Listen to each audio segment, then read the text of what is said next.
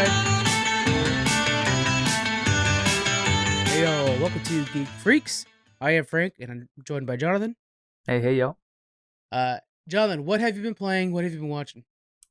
So still playing Assassin's Creed Origins. I gotta be at least halfway through. I see in the map that level you can get up to like level 40, I think, based on what areas you can unlock. And I'm 31 now, so I'm getting there. It's a big game, which I love. It's pretty open world. I'm actually once you get to certain points, it's kind of hard to fight guys at your level in the next quest if you try to rush through the game. So I'm going back and finishing smaller quests, side quests, and stuff like that from lower levels, just because it's easy and you feel like a god with all your new power and stuff. So yeah, still loving Assassin's Creed Origin, and just got done watching Queen's Gambit a couple days ago. That was my after you mentioned it, that was my like new addiction, and binged that. But other than that, I don't think I've been watching any other new shows. Just more Star Trek as usual. How about you? Yeah, so Queen's Gambit, I'm on episode 4 of that. I'm trying to like really pace. So I basically watch half an episode at a time, just kind of like trying to stretch it out. Yeah. And oh man, the end of episode 4 was so heartbreaking. It's the Mexico trip, Yeah. So I don't want to say much more than that in case people need to watch it, but you really should watch it. It gives me the itch to play chess. Remember how much we used to play chess as kids and stuff like that? That's what I was gonna say. We got to get a good game going once there's less COVID issues and stuff. Yeah. Man, and to think about how bad we must be, because I mean, amongst our home growing up, we'd all kind of get into like a chess fever. We'd be playing chess throughout the day, and of course, especially our dad is crazy about it.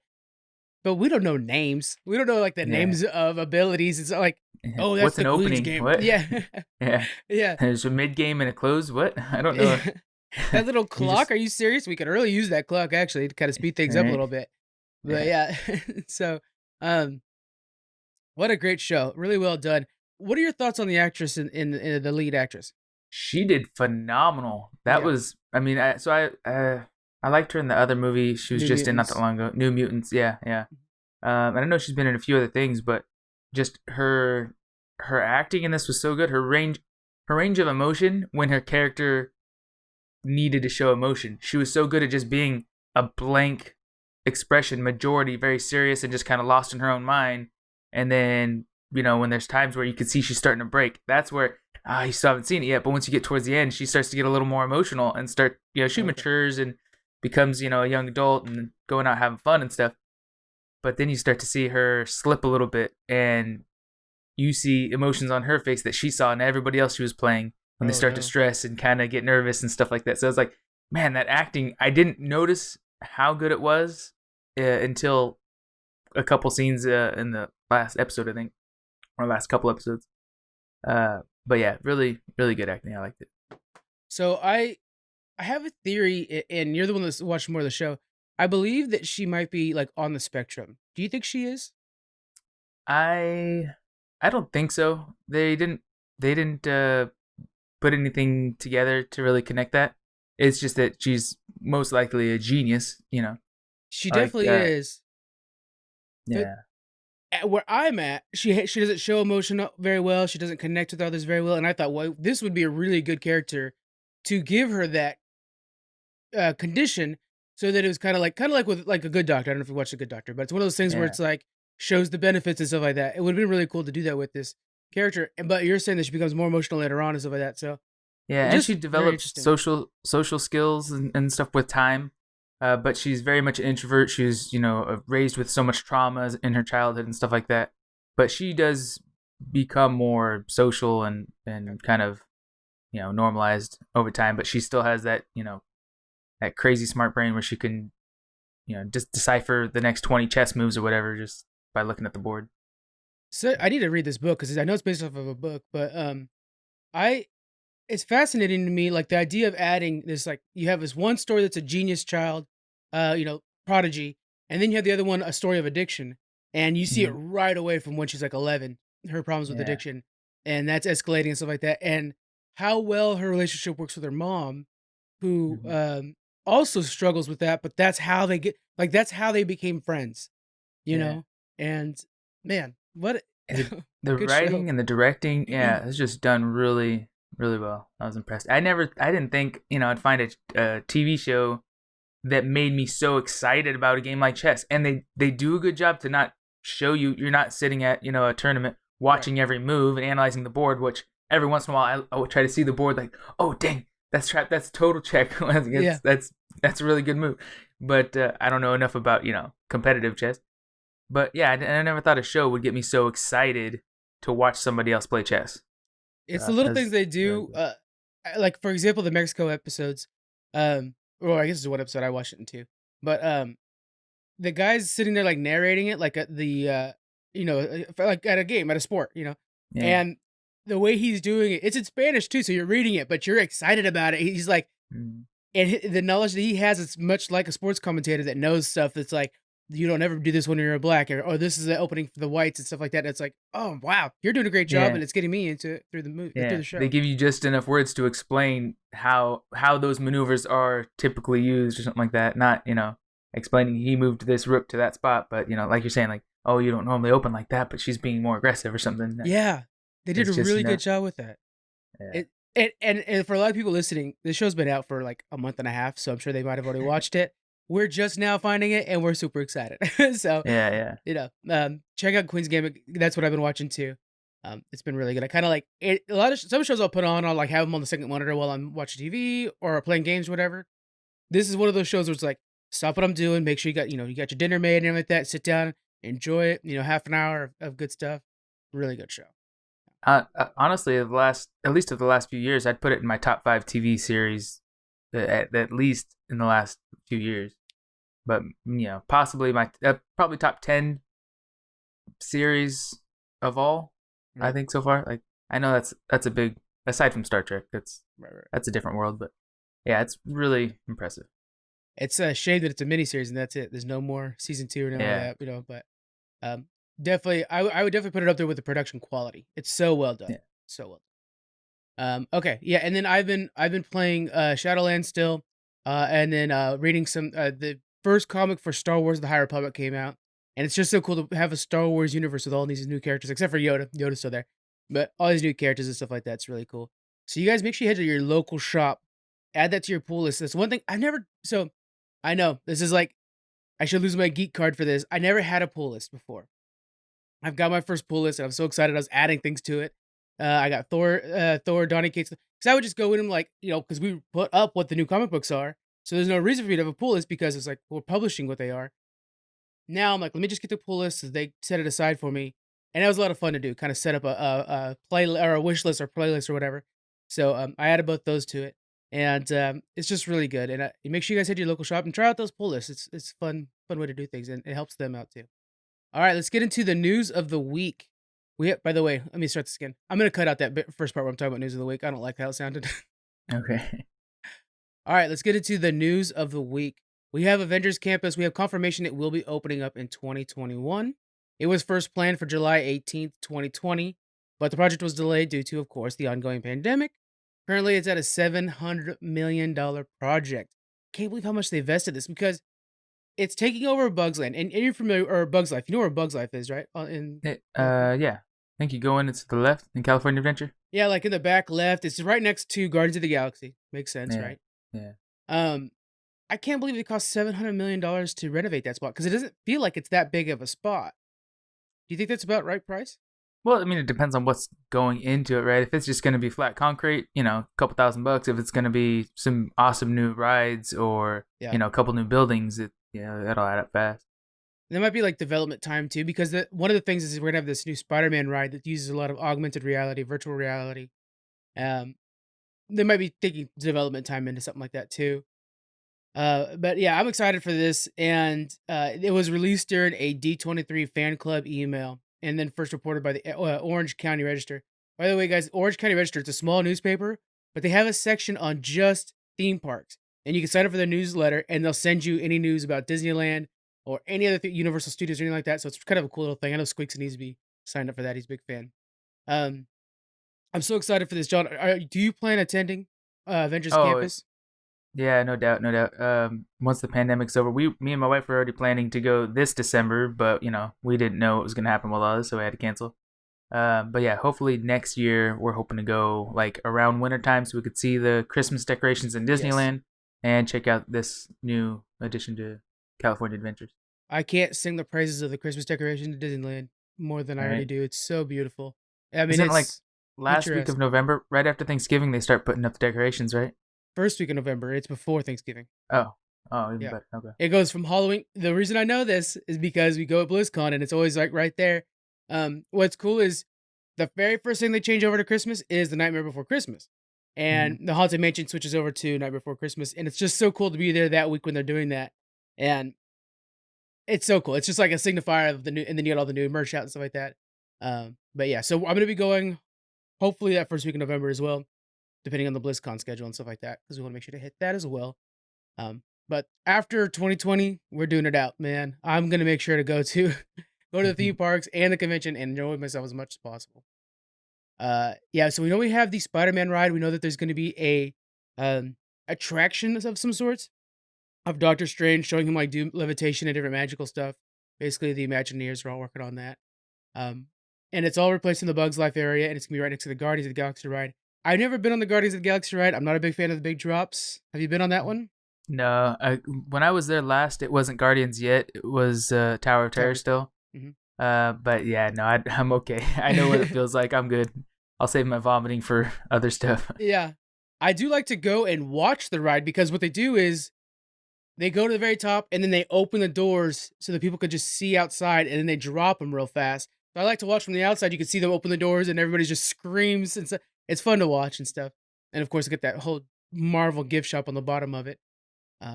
Because Disney's smart. As soon as you leave a theme, one of the rides, most of the time you'll go through a gift shop to get out. So, but yeah, that's gonna be really exciting. We're gonna make sure once we do go, we'll try to go as soon as we can, as soon as it's open, and we'll review it. I know Squeaks will probably be there day one. We'll get a review for it out there and stuff. I personally still have to do Galaxy's Edge as well. Check out the new Star Wars area. Next, we have Michael Waldron. He got signed on to do Loki Season 2 and Kevin Feige's Star Wars. I'm going to break down both these things. First off, confirmation that it's going to be a Loki Season 2. That's a good sign. Have you seen Loki Season 1 yet? Has not out yet. No, it's not even out yet, which is a good sign. I'm like, am I behind the times? What's going on here? That's awesome. That means Disney saw it and they're happy. That's always really a good sign when they do Season 2. I remember they did it with Game of Thrones and everything like that. It means that they have faith in the guys.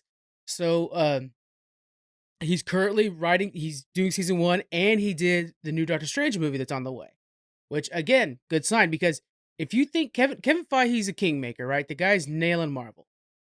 He sees what you're doing with the new Doctor Strange movie and he's like, I'm making a freaking Star Wars movie. Let me grab that guy. That's such a good sign for Doctor Strange. Yeah. Cannot wait for that. So we have Loki Season 2. This is a confirmation of that. And then we also have confirmation that Feige's working on a Star Wars film because it was kind of always like, oh yeah, he is, he isn't. He is. It's just going to be further down. We have Taika Waititi's Star Wars film, and we also have Patty Jenkins' Star Wars film. That's everybody knows Taika Waititi's. Patty Jenkins is the one that took care of Wonder Woman. So what are your thoughts on them getting this Michael Waldron? He seems like he's kind of, Waldron. He seems like he's kind of becoming this all-star. What are your thoughts about him? Yeah, I mean, that's great. You reward success. So if someone's doing good, Disney has the money, dump money on people who have the talent and skill and put a team around him that will help support him. But it's nice every once in a while to try out, a new director and all new actors and stuff like that. But if you can build on success, then just keep building on it. They're printing money over there with Marvel. So yeah, I think they know what they're doing. That's kind of the vibe I got too, is they reminds me of James Gunn. James Gunn was kind of this like relatively unknown guy. Then they give him this Guardians project. They like took a chance on him. And all of a sudden now he is printing money. Yeah. I'm hoping that's what happens is Michael Waldron. As fans, we're the winners if he's successful. So just seeing how much trust they have on a guy that has unreleased projects. 2 unreleased projects. Nothing that I could think of use before that. So gives me a lot of faith in what we have to come. Pretty excited about it. What do you think about a Kevin Feige Star Wars? Do you think that's going to be good? The guy that runs all of Marvel gets a Star Wars. It just feels like he's going to try to do something big, Yeah, because, Marvel's been fantastic, but I don't know how well. Well, I guess new Star Wars aligns very well because of Disney, very well with Marvel. but classic Star Wars and Marvel have a very different feel, very different vibe. Yes. So I think that is just them kind of solidifying that transition into this next generation of Star Wars movies and entertainment. So I don't think it'll be bad. I mean, I think they're realistically trying to steer more towards Clone Wars, anyways, and away from the older movies. So I don't know if it's even going to be animated or live action. I assume like. But yeah. But I'm sure it'll be good. Disney hasn't let us down yet, so yeah, I think it'll be good. Yeah, it's one of those things where like J.J. Abrams was like, "Oh, we're gonna go as much practical effects as possible," and I can't imagine Kevin Feige thinking that way when you have Yeah. Avengers fighting, alien armies and stuff like that are all CGI. Yeah. Do you feel that there's a new appreciation for the prequels lately? Kind of getting that vibe. I don't know. I haven't really felt anything like that. I mean, the yeah, I know a lot of people don't care for the prequels just because the story and everything, it just seemed kind of shoehorned in, I think. But I know growing up, I liked them because they were the new movies that I had seen, and I saw those before I saw the original three. Yeah. But I don't know. I mean, I think it's just kind of that's the past, and everyone's more excited about what's being made now with Disney having pretty much unlimited funding and plenty of creativity to keep writing new stuff. So, yeah, maybe though I haven't heard anything from anybody about that though. Yeah, I'm just I feel like I'm getting that vibe from like the Reddit universe and Twitterverse and stuff like that. Is that there might be something out there where people are starting to like realize, like Phantom Menace for especially, I think is starting to get some love, and I'm really happy about that because growing up, that was our Star Wars, Mm. and then I went back and watched the old ones. But yeah, like and I liked Phantom Menace a lot. The pod racing was really cool. Was it necessary? No, it was just neat, Yeah, And so that's true. I think maybe they're trying to pull some of those characters that we relate to from our generation and bring them into the newer stuff because there was a lot of references to those earlier movies in Clone Wars, right? I know. I mean, Darth Maul obviously was a big part of well, yeah, I Clone mean Wars. it took place between episode 2 and 3. So Mm. it was right there in the middle of it all. And you had, Anakin and stuff like you had the entire cast there. So and Clone Wars was so big, Dave Filoni really showed how much you can do with Clone Wars. Mhm. I think they should give Dave Filoni the entire franchise, of course. Um, yeah, I don't know, because Mandalorian is just killing it. I can't say how good Mandalorian is enough. You made it show of the year, which I think was a really good choice on your end. Yeah. Um, yeah, which by the way, Queen's Gambit came out last year. We could have watched it and probably would have been a contender. Now that I'm Yeah, at thinking least been about on it, the list. yeah. Yeah, it's such a good time to be a Star Wars fan, man. It's just such a good time. It's so many options, and I love when a franchise like Marvel does that too. Everybody kind of oh, Marvel, they're just printing up movies and stuff like that at this point. But the fact that you could sit here and just like imagine what the future is like and stuff like that, that part is fun. And I Yeah. think that we're getting that with Star Wars now, and it's so neat. And I love that. And we should recognize and appreciate that Disney has tons of money. They have a lot of skilled people. They could just blindly say, "Hey, you make a project, let's see what this comes out." And they could be just shoveling out just garbage, Yeah, and we would be kind of forced to watch it because it's what's on TV. But they're putting a lot of effort and dedication and quality and everything. We love Mandalorian because it's just so beautiful, so well yeah, done and well directed, and great acting and everything. They didn't have to put that much effort into it. They could have been lazy and probably still made 80% of that profit, and still would people have would have watched it. eaten it up. People still would have bought Baby Yoda's, whether it was a really good show or just an okay show. But we always are ready to dog on somebody when they do a really bad movie or a TV show. But here, like Disney, they're huge, they're rich, and going to keep getting rich, but they're doing a really good job. And as the fans, like you said before, we're the ones that are benefiting from it. So Yeah, it's pretty awesome. We're Eh, living in a good time for sci-fi. yeah. I You think. said that a couple weeks ago, and somebody else said that. I think it was Book of Lies. They were agreeing with you, and it is, and I think it's important too, guys. They're on social media. They see what you guys think. If you like a show, give it praise. It's good to celebrate praise and to celebrate the good stuff that we have. And Disney needs to hear that. They need to hear the good side of shows like Mandalorian that uses physical effects or just a really good storytelling, stuff like that. Because it's easy as social media just to harp on things and stuff like that. And trust me, we're on it. We as well do it. we said no more Cyberpunk stuff because it was just tiresome talking bad about that game. Um, and we need to give them praise and really celebrate when people do a good job. So that's a good stuff right there. All right, let's get to the next thing. CW, sadly, because I was actually really looking forward to this, is going to be passing on Green Arrow and the Canaries. Um, just so you guys are aware, Jonathan doesn't watch anything Arrowverse, right? Nope. I barely I, watch anything CW, honestly. I'm the only one that keeps up on that on the Arrowverse. So that's fine. So anyway, so they had a spinoff coming up from the Arrow. It was going to be called Green Arrow and the Canaries. If you guys aren't familiar, this Green Arrow was going to be Oliver Queen's daughter, and she was going to be the new Green Arrow. Canaries were going to be Siren and Canary coming back to join her. It's going to be this kind of like, it's basically Birds of Prey within the Arrowverse.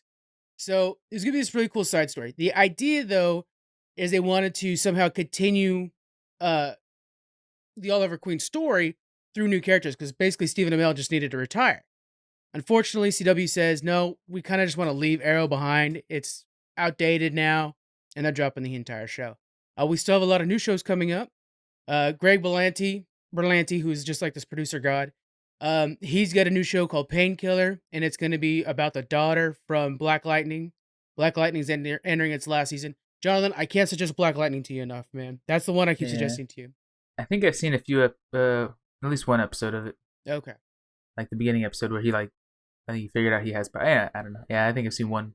Yeah, because he had powers back in the day, and then he's kind of like, oh, I just want to be a principal now, and so he tries to hide his powers, and then he's like, okay, my city's falling apart. One of his students, I think it is, ends up getting to like a drug den or something like that, so he has to use his powers. Yeah. I really like that show because it's about family more than anything else, so that's why I really like that one a lot. But yeah, so we have Painkiller coming from Greg. We also have Superman and Lois, looks really good, and that one too, they're making sure to focus on the family because they're bringing in Jonathan Kent and I think like James or something like that. These two sons, and they're gonna be doing like these warring sons thing. And then the new Batwoman, this one's gonna be with Javicia Leslie, which so far the stills from this look outstanding. I think this might be a better Batwoman. So check out CW. They may be passing on this, but they have a lot of new projects coming up that are really cool. We may be doing some reviews for the Arrowverse in the future. We're still kind of spitballing that, what that would look like. So it's a really good show, a really good Arrowverse. Yeah. Jonathan, did you get a chance to try out Minecraft Earth, the app? I didn't. It came out and then we went into pandemic mode, and I don't know. I mean, I can spend hours and hours in real Minecraft. So going out into the world like it's Pokemon Go and playing on the streets is, especially we don't live in a big city, so it's not I don't know, as appealing. I think it seems really cool, but still haven't done anything with it. Yeah, it's funny that it might have that problem, right? I didn't think about that, but you made a really good point where if you're a Minecraft fan, you just play Minecraft, and it's a fantastic game. Why would you not? Yeah. And then I think you have more fun getting sucked into the digital world than you would going out in the streets into your real world. I think that's more of like the Wii friendly, family friendly version of it, so everybody can, kind of play together and get outside, though. Yeah, but then, so who's the audience for this? Is it non-Minecraft fans? Parents of young children. Oh, it's the parents. Take them on a walk to the park or something like that, and then show your kid like, hey, we can go, get some wood from this tree and get some wood, and then hey, we can come build a little fort, and y'all play together through your devices, but outside, so you're getting some fresh air in the process. Yeah, that's a good point. Yeah, I ended up getting it, day one, and I was out there at the Rayleigh's at the grocery store trying to like catch blocks and stuff, and it just didn't spark the same love I had for Pokemon Go. I remember at Pokemon Go, boy, we went deep into that one. Mm-hmm. So I was looking to get that again, and then pandemic hit, shuts down everything. Unfortunately, this is one of the unfortunate situations here where they had to close it down.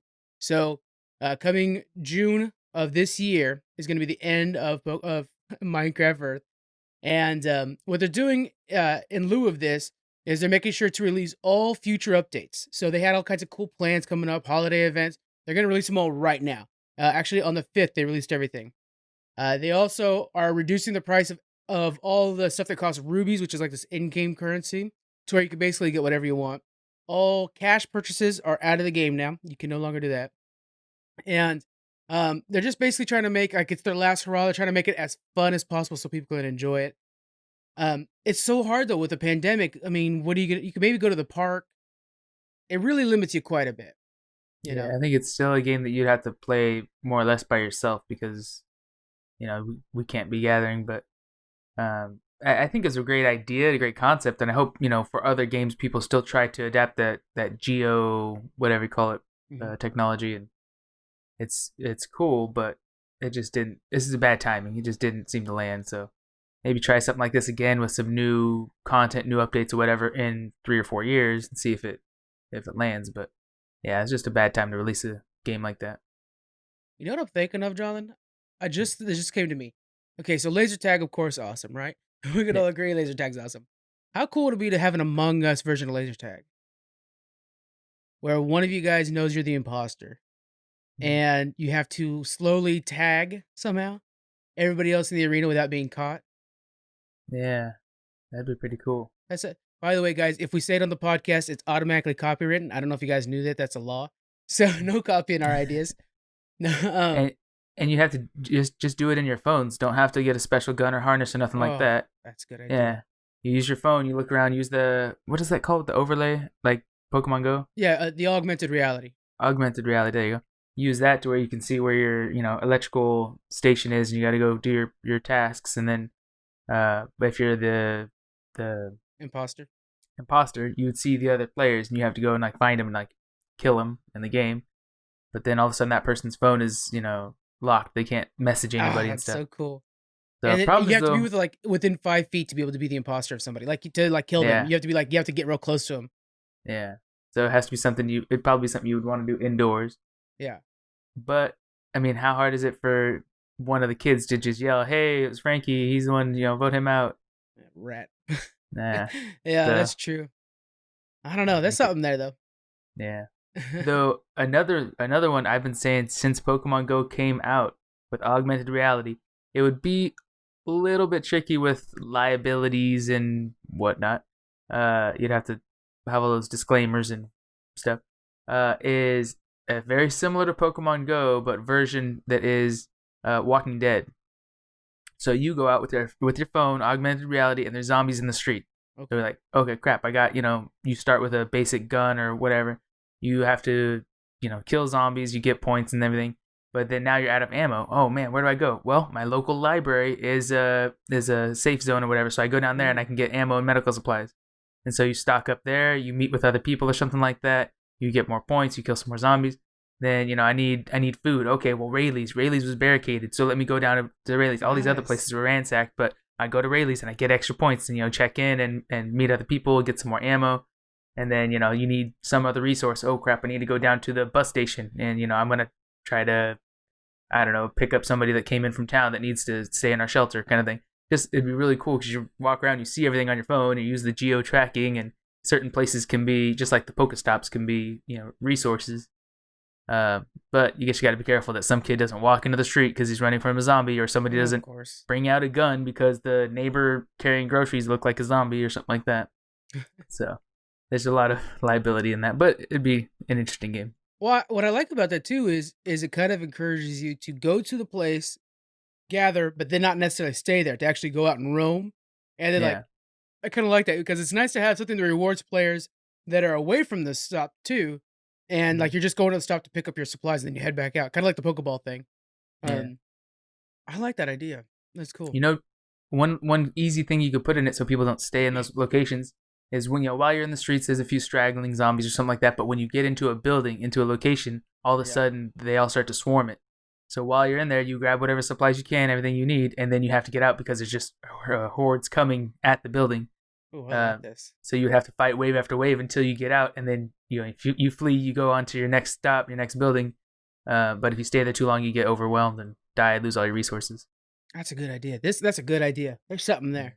Yeah, we I got to like it. contact AMC. We won't be rich. Yeah. All right. Next up, we have the Binding of Isaac, Repentance. Repentance? Yeah, it's the new DLC for Binding of Isaac. Now, I've never played this game. Kevin, who has been on the show, you guys are familiar with him. Kevin Jackson is a stream. He's a big fan of it. I think it's his favorite game. He's the one that kind of got me interested in it, and I do want to play it, but I'm decided I'm gonna wait. When this comes out, I'm gonna make it's on March 31st. We're gonna be streaming the original game and the DLC together, and we're gonna make a big stream event out of it. So the new trailer, it was released on Steam and creator Edmund McMillan's YouTube page. And according to Eurogamer, McMillan explained that the DLC will expand the game greatly, adding tons of new bosses, floors, alternate paths, items, story elements, challenges, and a few amazing characters. So they're calling this thing basically it's a DLC and it's added to the game, but it's basically a sequel size. So it's almost a whole additional game. It's almost like a sequel. This is a roguelike where the game changes as you're going through it, and I've started to be interested in these roguelikes. World of Warcraft added a roguelike situation in their game, and I'm kind of digging this gameplay. Something I haven't really tried out before. Are you familiar with roguelikes, Jellen? I am not. Please explain. Okay. Basically, what it is when you enter a level, the level is generated randomly, and Uh, every time you go into a new level, and the idea is that you die and repeat, or you go as far as you can, and it is being generated randomly in front of you, and it's kind of this fun thing where I don't know if all of them do this, but I know that the WoW version there's borrowed power, where you're gaining unique and stronger powers as you go. So you're kind of building your character in a new way as you're going. Hearthstone does this as well, and so you're building this whole unique build where all of a sudden you're like, yeah, I'm all about throwing stars right now. But next time I play this game with new random levels, I'm really about the sword or this katana or something like that. And it's just a really unique way of doing things. So I'm really excited to try this Binding of Isaac, and we're gonna be streaming it that day, stuff like that. I'm really excited for that. Um, Roguelikes, Sheldon. What are your thoughts now that I've explained it to you? yeah, that sounds really cool. That makes me think like how you're saying it's uniquely generated and stuff. It's like to that aspect is like Minecraft when you start. We've all done it where you build a house and shelter and you get comfortable and everything, and then you're like, you know what? I just need to explore. So you just start going, east or whatever, and finding that the world just keeps generating different biomes and different ways and finding different cool stuff. Learning you still need to try to survive along the way. But very different in the fact that sounds like a fighting type game where you have a mission, you have to go in one direction and level and get weapons and gear or something like that and fight to survive. So a little bit more intense probably, but that sounds pretty cool. I like how you're saying you could be a master of the sword in one attempt or one gameplay, and then next time around you're like that was cool, but I want to do bow and arrow or something like that and have a totally different specialty, so you have a different game experience every time you play.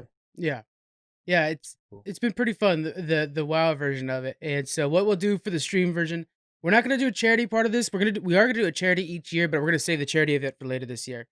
We might actually make that Halo Infinite. We'll make that a charity event, and this year I think we're gonna raise money for Make a Wish Foundation because I really like them. So what we'll do for this one though is on the 30th, March 30th, we're gonna be streaming the Binding of Isaac, the original, and we're gonna try to do a 5-hour stream for that. The next day we're gonna do the DLC. So it'll be my first time playing the day before. The second day we're gonna play the DLC, the expansion. So it'll be really fun, and I hope you guys can join that. Again, that's late March, so we'll be hyping that up as we go. That'd be pretty good. We're trying to stream on the stream efforts. We'll be releasing an article. It should be released by the time this comes out. Explaining what's going on this year for Geek Freaks. We're adding a lot more content, and we're trying to step things up a little bit more, just to give you guys more things. We're gonna be adding an actual schedule for streams, so I'm not just sitting there like, "Hey, all right, I feel like it," and then you see the pop up on your phone like, oh, "Okay, let me watch." We're gonna actually set up a schedule so you guys know when to watch and stuff like that. It'll be fun. All right, Jonathan, you've been playing off of Steam a lot, right, with Assassin's Creed? Yeah, yep. How do All you kinds like? of good games. Yeah, have you tried Epic Launcher much, or are you just mostly sticking on Steam right now? Lately just Steam. I do have a handful of games on the Epic launcher and the Ubisoft. I got all the different launchers, I think, Yeah, but yeah, Steam is convenient. Honestly, it's like shopping on Amazon. You can go to other websites and download direct or whatever, but Steam is it's packaged to be easy for you to use, so I like it. yeah. There something about Steam, and it's really affordable too. What's great is Green Man Gaming games. You could buy them on Green Man Gaming, and then they'll work on Steam. Little a reverse plug. Um, but yeah, it's just really easy to use. Well, they just broke the 25 million concurrent users at one time record.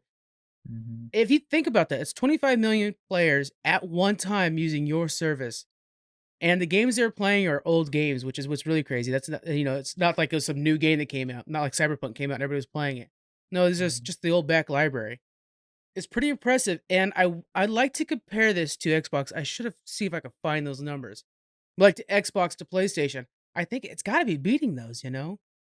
Yeah, I would think so. And I think part of the, like, to me, it seems like the key to their success is they didn't just explode overnight. They have a very stable infrastructure. They built and grew slowly, Hmm. and they're affordable. They have, like you're saying, these older games they can release cheap. They have new games. You can pay full price, or you wait for a certain time. They do really good sales. But they grew over time, and now, with the pandemic hit and everybody's at home, it just gave them the fuel to continue to expand. But yeah, I think a big part of it is they just have really good prices, really good sales, and a really good operating system, or however you call it, platform to be able to interact with and make it easy for you to manage your games. Yeah, and it's such a good deal. This week is a really good example of what Steam can be. Uh, we have a Discord community. You guys, of course, are welcome to join it. It's in the description. We're sitting there in Discord, maybe like 4 or 5 of us, and we're just like, what game should we play? Like, I'm sitting there. We're all kind of content with the games we're currently playing, but we also kind of want to play something new together.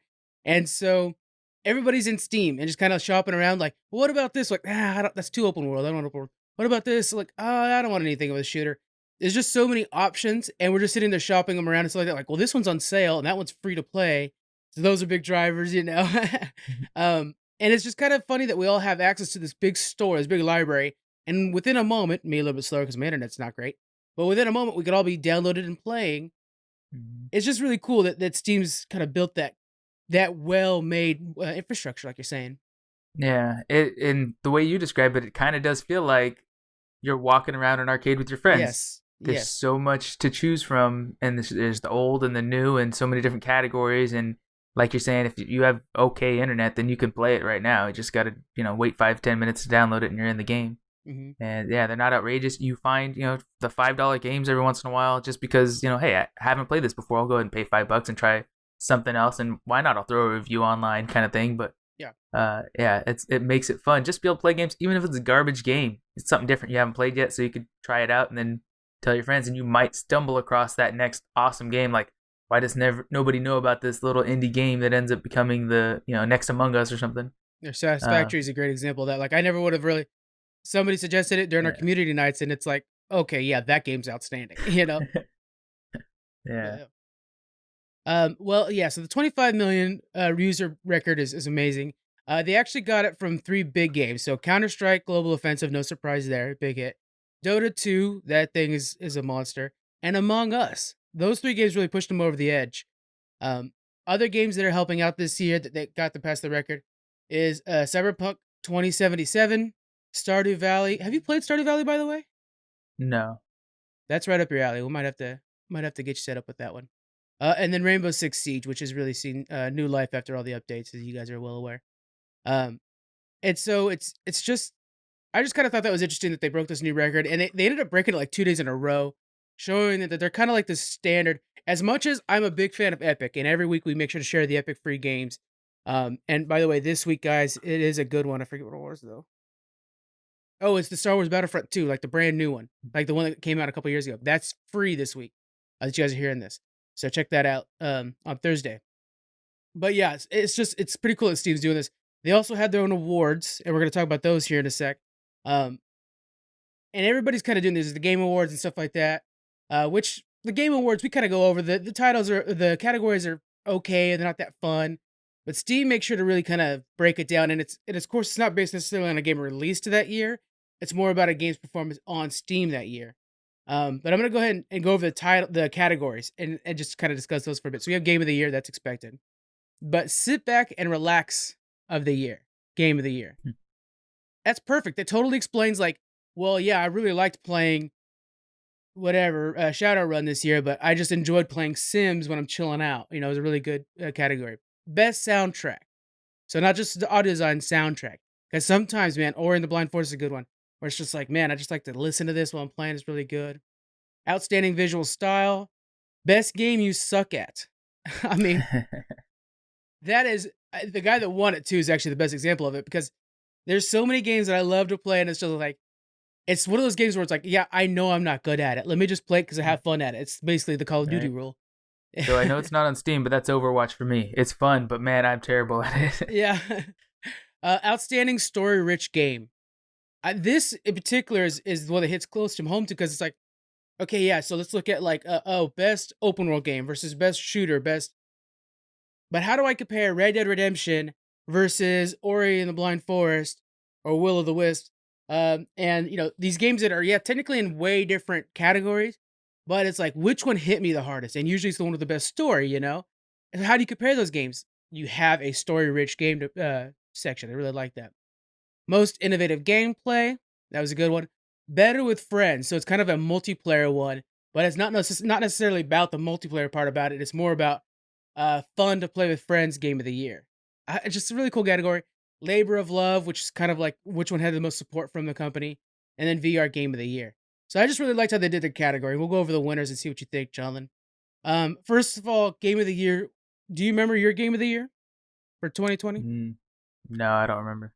We made all our picks, and I can't remember them either. Did you do it? There's been a lot of editing yeah. lately. We talked back and forth about a lot. I think I ended up choosing Animal Crossing. That's right. You did. That was such a yeah. good pick, too, actually. That was a really good choice. Yeah. Yeah. Well, this one's game of the year, because it got released on Steam this year, was Red Dead Redemption 2. And that, of course, is such a phenomenal game. Really great story. We have a level up about it, guys. Make sure you guys check that out. I'm still trying to get everybody in the podcast to play it. But it's a time sink. I mean, you think Assassin's Creed is long, Mm-hmm. This is a time sink. Yeah. Sit back and relax game of the year. They got Sims 4. What was your sit back and relax game of the year, John? I don't know. I don't think I have one, honestly. Yeah. Like if I get on, I don't know. It has to be a game that was. So we're not necessarily going for like came out this year, so you got to remember that for the Steam Awards. I would almost say Sea of Thieves, except for the fact that there is this tension the entire time you're playing, of like we're gonna get shanked. Yeah. I mean, maybe Satisfactory, because it's not very relaxing, but it's mind numbing, and you could just play for hours and you forget, oh crap, I need to eat or go to bed or something like that. But it's a very, it's not competitive or stressful in the fact that you're fighting other people or PvP or nothing like that. It's just, it is a little bit stressful in the fact that like, oh crap, I need to hurry up and make sure I get these resources so I can finish this next upgrade and extend this line and stuff. So it's busy, but it's not exhausting or how do you call it, frustrating or anything like that. It's a somewhat relaxing game. It's a great game. We got a good podcast on and stuff like that. You're just binging podcasts and playing Satisfactory. I love doing that. It actually, Sims 4 did beat out Satisfactory, so it was in the category. And I would actually think that that's probably my sit back and relax game of the year. Sunk some real hours in that, was streaming that, and what a good find. That game was such a solid find this year. That was a good one. And isn't there a new update coming out for it pretty soon? There is. It's going to be one that, well, actually it came out. It's the one that like adds more to the fluids and stuff like that. So you could have like increased pipe capacity and stuff like that for all the fluids and stuff. That was pretty interesting. I'm going to try all that out. Best soundtrack. It's hard because what lost on here was Halo Master Chief Collection. And man, when I think of video game music and you think about that guitar riff coming in on like Halo 2, yeah. Wow. Just that hype that builds up instantly, Yeah, I remember having the Halo soundtrack downloaded back then just because it was such good music. You could just drive to it and stuff. It's cool. Off of LimeWire back in the day. Back in the day. Had to throw that computer in the trash. That was basically the idea. You downloaded as much music as you can on LimeWire, and then you got rid of the computer because it was garbage after that, or you scrapped the hard drive. That's what they need to do, start selling burner computers like that, burner phones. It's so dangerous. Oh, man. Any other soundtracks you can think of that are really good? Because my vote would have to be for the Master Chief Collection. Yeah, I mean, we've talked before about Sea of Thieves, how good the music in the game was, and it really sets the tone and stuff like that, so that's another good one. That's a good one, yeah, that was a good call. Outstanding visual styles, and I have to agree with this one, it was Ori and the Will of the Wisp. It's just so beautiful and wonderful. It beat out Marvel's Avengers, and I did not, when I played Marvel's Avengers, I didn't think like, wow, this is outstanding style. I do think that about Spider-Man Miles Morales, but this is only for Steam games, and that's not on Steam yet. So that's why that one didn't make the list. You're playing Assassin's Creed right now. Do you think that one would win out for outstanding visual styles? I don't think so. It is a beautiful, visual game, but I don't think it would beat any other games, particularly. Yeah. I know it's not like the newest version too. And it's the No, it's we're playing Valhalla it. out now. Yeah. Um, but yeah, it's very well made and very pretty, and you can just climb up to a tower and see the whole lands around you. It's I love it. huge map, but I wouldn't say it's going to be winning awards. I got to get back into it because I re-downloaded it and got my save back, so I'm gonna be getting back into it as well. Um, I love that game. I know we don't want to talk too much about it because that's an entire episode, but man, just like they did such a good job of making it feel like you're leaving a town and entering the desert. You kind of feel like you're a little bit more on your own. When you're out there Mhm. hunting, it's just you and the land. Yeah. It's a beautiful game, I think, in my opinion. But yeah, it's hard because it has such good competition this year and stuff. Okay, best game you suck at. I'm gonna give it for me. Legends is the one that won it, and props to Apex Legends. That's a good call. I'm gonna give it to Among Us, as I don't know what it is. That game is so simple, and I suck so bad at it. And it's not the social dynamic stuff, because I'm pretty nailing it on that. It's just the basic stuff. I don't know what it is Are about that game. I'm so bad. are the tasks too hard? Connect the four It's not wires. the Yeah, I just Because it's that in the I've social game. that's You it, just right? you gotta be able to manipulate other people. So we'll play It's just online, hard. and we'll be all in the Discord playing or whatever. And I remember one particular situation where um I saw the guy come up out of the vent, and so no, what happened? No, I saw the guy. I came out of the vent. I go to kill him, but he's at the table, and I clicked it wrong, and instead of killing him, I clicked on the table, so I activated the table, and so he walks away, and I'm like, I'm so dead. He's going right to go hit the alarm.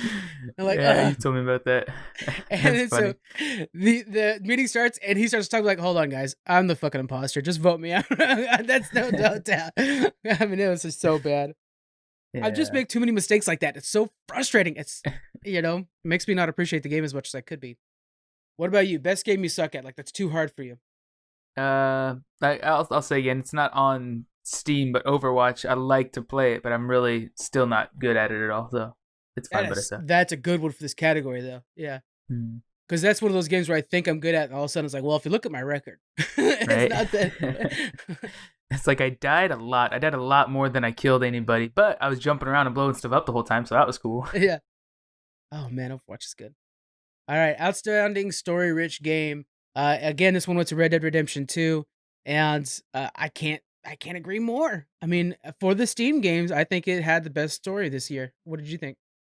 I haven't played it yet, What is but your it's on, story-rich on my game of the list. year? Of the games I've played recently, um, I have to go with Assassin's Creed. I mean, Yeah, it has the deepest story of any game I've played recently. those Assassin's Creed games always have a pretty good story. They always kind of get me sunk into them because there's a lot of like political intrigue. You are basically the balance that switches over. Who's in power and stuff like that. So they do a really good job with that. And of course, Origins is one of the best ones on that.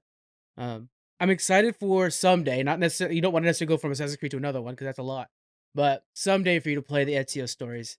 Yeah. Yeah, I got the next four already bought in my library, Oh, did so you? yeah, That's awesome. Yeah, because yeah. Assassin's Creed 2 and then the sequels to the two, which is Revelations and Brotherhood. Oh, so good. That when they try to make the movie again, it has to be about Ezio. So that really good. Most innovative gameplay goes to Death Stranding.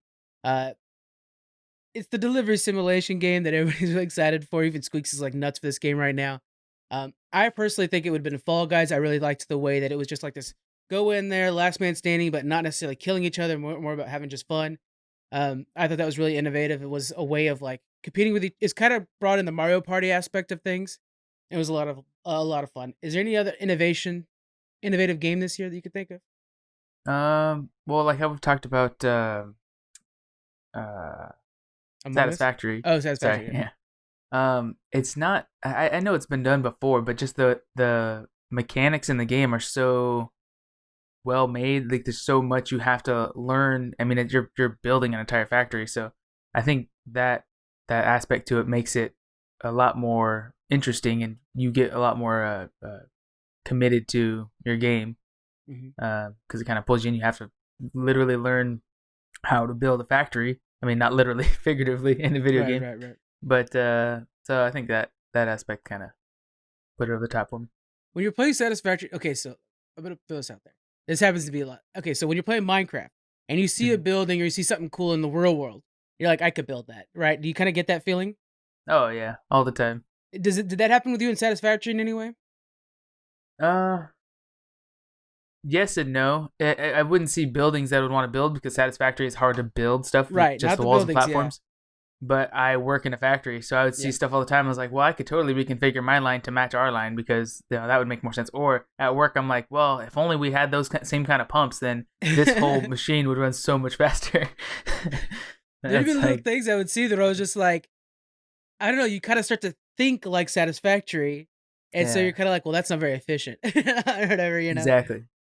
Yeah, you're Yeah, out in the world, you see a substation somewhere, and you're like, yeah. man, if only I could make my power generating system lay out better, just like that, then it'd be a whole lot more organized. That's the exact thing I was thinking of because they put a new subsystem out here by me, Hmm. and it was just Yeah, like, I don't know, they're just the layout, just kind of like, well, you kind of are wasting space over there. You shouldn't waste that kind of space. It's just little things like that. It's like, what do I know? I right, play in a video game and they have degrees in this, but I'm like, guys, right. hate to bring this up, but you know. All right, better with friends. Game that you like game that you played with your friends that you enjoyed playing with your friends with. That kind of thing. What do you think? I'd say that one's definitely Sea of Thieves. Sea of It's a Thieves. Yeah, fun game by yourself, but it's a whole lot better when you play it with other people. yeah. It's a different game. I think it's more relaxing when you play by yourself, and it ramps up when you play with friends. I'd say Sea of Thieves as well was our game of the year for that. Fall Guys is the one that won, but yeah, I'd say Hmm. Sea of Thieves. Labor of Love, so game with the best support. Um, The game that won was Counter Strike Global Offensive. Fair. I'm gonna say it's No Man's Skies because they brought that game from death, and the new patch that came out last year was really, really good, and kind of showed that the game has some legs on it. Anything you could think of? Any game that has really good support from the manufacturers? Not that I could think of. Though No Man's Skies, have you played that? I was looking at that, considering playing it. Is it worth it? I've played a couple hours of it. I'm sure it's worth it. I just didn't want to give the time it deserves yet. Okay. Someday I will, but it's in my library. It was real cheap at one point. I think it's a game you'd like. Mhm. I remember you guys talking about a possible Sea of Thieves in space. Yeah. I had a good name for it too. Now I forgot already, but that's what I was hoping when I was learning about that game, that it would maybe feel more like that. But I don't know. Yeah, what was it? I think we had Space of Thieves, something stupid like that. Galaxy Bandits. There you go. Galaxy Bandits, there you go. I like that. Yeah, Yeah. that is good. And then best VR game. I don't have a VR system yet. Jolly, do you have a VR system at your place? I do not. I think this year one of us has got to get one of those so we could all hang out and play that. 'Cause I really want to Yeah. play Beat Saber, and so that might be in the future. I mean, maybe once they get games that are better than Beat Saber, I'll get it. Have you watched people play Beat Saber yet? Yeah, they're just swinging their arms and I know. lightsabering stuff, right? Yeah, but that looks really fun to me. I mean, when I can get into a world that's like Minecraft or something that's very well Yes. developed, you can walk around and explore. You straight up Ready Player One, then yeah, I'm down. But Yeah, there are mods and that's stuff like that to make Minecraft and stuff like that VR. If they worked well, I know there's one too that somebody made for World of Warcraft. If they worked well to where you get lost in that world, I am in deep shit because why would they come out here when I'm gonna cook a steak in Minecraft? I'll be fine. Yeah. right. All right, moving on to our next thing here, Jonathan. It's up to you, man. Why don't you tell us our January playlist? What to watch in January? Oh man, we got all kinds of good stuff. I don't know if you guys ever look it up, but there's tons, tons of movies that are getting dropped every month, especially on Netflix. But we're just gonna go over a handful of them, the ones that interest us. Yeah. So January in Netflix, we got Cobra Kai season 3. Have you seen Cobra Kai, Frank? Not yet. That is my new treadmill watch, so I'll be watching it very slowly. I know Daniel's watching it. I haven't watched any of it, but I know it's really popular right now. Yeah, I will be watching. Yeah, Nicolas Cage's History of Swear Words. I just watched the trailer for this morning. Actually, that looks hilarious and informative. I actually was saying earlier, it's kind of looks like Drunk History. If you've seen that before, yeah, looks fun. Really Night Stalker: The Hunt for a Serial Killer. Disenchantment Part 3. Yes. Which, yeah, that show's pretty funny. I like this. I didn't realize it. I didn't realize it made the switch to Netflix though. It's been on Netflix the whole time. Oh, I thought it was Hulu. Okay, No, it's been Netflix the whole time. Yeah. I like that show a lot too. Yeah, it's probably one of my most rewatched shows on Netflix. So I'll just put on when I'm gonna sleep or something like that. It's just Disenchantment. That's right. So on Hulu we have Fire Force season 2. Have you seen that? That one and Boruto. I know Boruto's next on your list. Those are both animes that I'm really excited. And One Punch Man. Okay. Hulu's really stepping it up in the anime department this season or this year. It sounds like, and they're getting like the name brand animes. When Netflix is all about, oh, we're gonna do original animes. Hulu's like, yeah, we'll just get the ones that everybody already likes. So that's kind of Right. what they're doing. They're getting the big ones. It sounds like. That's kind of smart. Yeah. So those and the Hansel and Gretel movie, the new one from 2020. I Yeah. still haven't seen it. It looks a little creepy for my taste, but I might have to try it. I don't know Check if it you can out. watch it with your wife. I don't think she's gonna be on board with watching that one. Yeah, Freaking super scary movie. yeah. She has nightmares of like kids movies. Uh, Mufasa died love though. you. No. No. Those hyenas were so scary though. Oh, man. All the Batman films are being brought to HBO Max, which is awesome. Score. Oh, that's a good Good marathon time, right just- there. Actually, that's a good Yeah, marathon. binge 'em. Once the pandemic's under control, have a Batman party, invite everybody over, watch them all. I'm down. What a genius idea! And you Make some dress bat as cookies. Batman and Batman villains. Oh man, Get the that's good. Joker. Yeah. Cool. The King of Staten Island and Search Party. Search Party. Yeah, haven't that's seen it. entering at season 4, I believe, and that looks cool. So what it is, I haven't seen it yet, but I'm interested in it. It's got maybe I'm gonna just maybe from Arrested Development, guys. I don't know her real name. I don't think anybody really does. It's maybe from Arrested Development. Shark Girl. Right? No, No, Shark Boy and Lava Girl. It's Lava Girl, right? Is she Lava Girl? I think so. I'm pretty Oh, sure. Maybe you're right. I don't know. I didn't really watch Shark Boy or Lava Girl. Me neither. I just remember from the trailers. She's kidnapped and her friends are trying to find her. It's season 4. I gotta check this thing out. I watched the trailer and I'm like, why am I not seeing this? Why am I not watching this? It looks really good. It's got a lot of the actors. Because, like, I don't know if you noticed, like, comedians and actors, well, I'm sure you do. Like, Adam Sandler's a really good example of this. They kind of stick in clumps. Like, they have their friends and they help their friends out with roles. This is a clump of really cool people that I think it's the kind of like the Broad City group that basically did this one. So I'm really excited for that. Check that out as well. Yeah, I forgot she's in that too. Yeah. In Broad City. Yeah. So on Disney Plus, we got a couple of good ones. We got WandaVision, and Marvel Studios Legends. Yes. Uh, Oh, man. Which is WandaVision, I'm good so to be- freaking hyped for, man. Yeah. When is that actually released? WandaVision. The 14th or 15th. One of those two. Oh, okay. We'll definitely do a review for him, if not more. I'll just leave it at that. We'll definitely at least do a review for him. I'm really maybe we'll do like a YouTube thing for it. Actually, maybe we'll launch it there. I'm really excited for WandaVision because I remember at first when it came out, I was like, oh, okay, so it's like some sort of sitcom they're doing.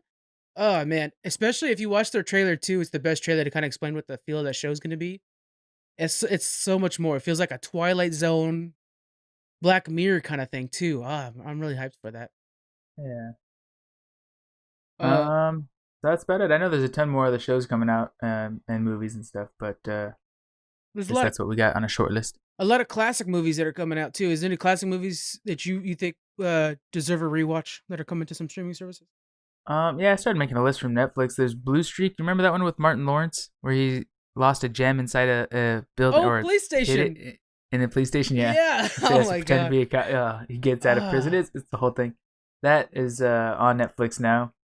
It's from 1999. It seems so long ago. Oh, we are old. We are so old. Yeah. Catch Me If You Can, one of the best Tom Hanks and Leo DiCaprio movies on So Netflix. good. Yeah. Top five. Super Bad. It's hilarious. Yeah, that is good. Hook from 1991. That Uh, yeah, why would you they're making a live action Peter Pan. Why would you? They already did and it's perfect. yeah. Hook. Watch Hook. Sorry for all the noises. I got an annoying cat in here all of a sudden. Oh, that's okay. Aang is watching the cat and like, what the heck's going on? Yeah. Oh, and Goodfellas is one of my saw that I haven't seen before. I know it's an iconic mob movie back in the day from 1990. Robert De Niro, Ray Liotta. I kept saying Liotta, and Joe Pesci. So I want to make sure to watch that one. I'll watch it too. Let me know when you watch that. I'll watch it too because it's one of those things that's on my list. And it's like, oh, I'll watch this or I'll watch Godfather again. And I'll like, okay, Godfather again. Yeah, I know what you mean. Yeah. And it's hard when you really want to watch something. You actually have to put it on at a time when you know you're gonna watch it. There's a lot of things that I'll just put on in the background when I'm going to bed, even, or if I'm playing a video game and you don't pay attention to. But a movie like that, where you're like, oh yeah, I actually want to see that. I want to remember that. Then, like, dang, okay, I need to make dinner and sit down and watch this movie and give it some attention. Yeah. Okay, guys. So I'm gonna be moving on to our review for a new app. I want to make sure everybody's checking out and downloading if they can. There's a new app coming out called Cephalopod. Really cool name, by the way. I think that's a cool name. This is being developed by our friend Alex from the Ronin Geek Official Podcast. He's been on the podcast before in the past with the rest of the Ronin crew. Um, this is a new podcasting platform, a place where podcasters and their listeners can hang out. It's so hard to explain how excited I am for this thing because the best way to say it is they gamified podcast listening, which in that case I would win because I just listen to these things all day. Um, the idea is, let me just kind of give you just quite a real quick brief rundown of what it'd be like. You're listening to a podcast, you earn coins, you spend the coins on exclusives from the podcast or other affiliates. So maybe maybe Cephalopod gets a deal with I don't know, Walmart. We'll say Walmart just for the top something. And then all of a sudden you earn like discounts at Walmart. So that's one thing. I think that's okay. I'm really excited for the idea of this back and forth with the people that you already listen to. So, for example, for us, we're going to be offering all kinds of bonuses through the Cephalopod in the future, not anytime soon, but in the future, where like, hey, you get to play, in duos, a Fortnite with Squeaks if you win this much, or hey, you get to do a comic book read along with Frank, or you get to all kinds of cool stuff we'll be putting together for this thing. We're really excited about Cephalopod, and we're going to make sure that it's a place that you can hang out with us as much as possible, including our Facebook group, by the way, guys. Just quick shout out to that. Y'all that started the Facebook group, check it out, guys. Link in the description. I'm pretty sure. I'll make sure it is. um, so there's that. There's the gamifying thing. It has the darker screen. Jada, do you like dark mode when you usually watch? I keep it on. It's convenient. I don't know. I like it better. Easier on the eyes. We're getting to the age now we have to worry about eye health and shit now. So, right. That's one of the things. That's just a small thing that I really like about it. If you are a podcaster, so let's talk about it from the podcaster side. You get in there, you claim it, you claim your podcast as yours, and you create a profile. And that profile goes along with you to where like people could like, oh, I really like, let's say Frank, because of course you guys do. I really like Frank. You go to my profile, then you see like, oh, Frank does Geek Freaks and he does Outlast podcast. Well, I like Geek Freaks. I'll check out Outlast because I like Frank. That's really cool because a lot of podcasters will sit there and like delve into other podcasts, or they'll guest on other podcasts, and you can see like Frank guest stars on Altered Universe every week. Let me go check out Altered Universe, stuff like that. All kinds of little cool things like that. It creates this tight knit community, and you guys can work with everybody. You can search. You can create playlists, which are really neat. A lot of the big podcast platforms don't do that for some reason. I'm not sure why Apple, of all companies, hasn't gone on a playlist, kick yet. But creating a playlist is really good. So you can be like, for your week, like, all right, let me add the latest Geek Freaks Book of Lies. Whatever. You get yourself a Ronin, get your Grief Burrito on, get a nice playlist, and then just start going through it throughout the week. That's how that's so useful, and it's not done by enough people. Even Spotify, they only do it in mobile form. They don't let you do it in the desktop form, which is so irritating because I listen to a lot of podcasts to the desktop. So there's that. You could download episodes off the Wi-Fi, then store them so you don't have to sit there and like stream it while you're out there, saving yourself some data. There's a social media aspect to it because you're able to chat and stuff like that, and then everything ties back to your social media. So you could be like, oh, I like Joe Rogan's podcast, and on here I could just click on his Twitter, Instagram, whatever, and then join that too. So many cool things coming to this. So basically, they're taking your podcast, they're making it a new social media platform and a new game platform. We're really big and excited about this because it's our friends that are developing it. So that's why we're making sure we talk about it and all that kind of cool stuff. What I'm going to do for you guys now, guys, if you go on, first off, I'll make sure to be putting out the link that you guys can get a hold of Alex to join the beta. Right now, this is in beta. So there's bugs, of course, as you guys would expect with beta. If you guys join the beta and you guys subscribe to us on there, just hit the subscribe button, send me a pic of that and your address. I'm going to send you 3 of the Geek Freak Shield stickers that we saved just for the old patrons. And so we'll send you guys out the Shield stickers with a thank you card and stuff like that from us. And so you guys can rep Geek Freaks and stuff like that. I'm not. It's a little cross promotion. I'm not going to lie. You're going to be walking around those cool Geek Freak stickers that I think look the best. We'll send you guys 3 for subbing with us. You just hit me up with your address and a pic of you subscribed, or to send that your way. It's called Cephalopod. And again, the link will be in the description to get a hold of Alex so that you can sign up for the beta. Very early ground. So of course there's some bugs as to be expected. Write them down. Let Alex know. Let me know, and I'll let Alex know.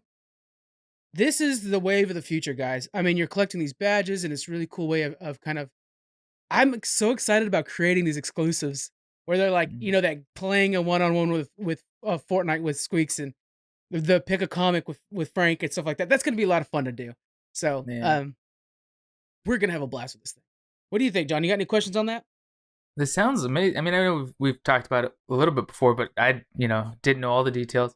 Um, but it sounds really cool as, a podcaster and a person that listens to podcasts. Because I'm Yeah. thinking like all of my favorite podcast groups, if they choose to join this, they'll have, the access to release a ton more content. So if you just want to get to know them without just listening to their podcast, but actually talk to them and message them or, share stuff back and forth, this will be in like all inclusive platform to do that kind of stuff. And Yes. it kind of brings the shops together and stuff too. So you don't go to someone's, separate website to be able to look at their kind of merchandise and stuff. You should be able to look at everything, all in the same place. So I think it's pretty awesome. And podcasts are just growing in popularity. They used to Yeah. kind of just be a thing, somebody has to explain to you what it is when they're talking about it. But now everybody knows what podcasts are. Most people listen to some form of podcast nowadays. So I think it's about time we get caught up with the times and have a new platform for it. Yeah, and that's one thing it's really cool to kind of have a platform where with listeners and podcasters themselves have a place to meet. And you're Mhm. right, as a person who does both quite a bit, it's really good to have a place where I could and you can even like set up your schedule to be like, "Hey guys, this is when this is going to release. You can watch us stream it on this time." So you kind of set up a schedule and it kind of reminds me of Twitch, which Twitch nailed it. I mean, it's doing a really good job where you could sit there and like spend your points on emotes or whatever. It's tapping into that, which is really cool. It's just I'm really excited for this, obviously. I keep hyping it up. I'm just so hyped about it. But yeah, I'm hoping people take advantage of the beta and really help find the bugs. It's so beta access isn't just about like, oh, I got early access to a video game. It's about helping the guys figure out what needs to be fixed, right? It's where you get really hit and gets to the wall. This is your chance, guys. You can get in on a brand new podcast app. And it uses it uses the old RSS feed that's a little bit behind the door stuff. So basically any podcast that uses an RSS feed, so all the non-exclusive ones, like if you're like, oh, Spotify isn't exclusively the home of Joe Rogan, those ones you won't find. But anything that uses a normal RSS feed, you can listen through the app. So really, you can kind of build up your library through the app, follow them, and it'll be really cool home for everybody. So check it out, guys. Cephalopod. I'll make sure to have all the links in the description. And again, if you subscribe to us, you send us, the pic of it and your address. We'll make sure to hook you up with some cool Geek Freak stickers and it'd be really cool. And some we'll shout you out on Twitter too. Why not? So that'd be fun. All right, I think that's it for the week, gentlemen. You got anything That's else? it. I think we're No, good. I'm good. Hope you guys enjoyed the show, and we'll see you guys next week. Bye. Bye.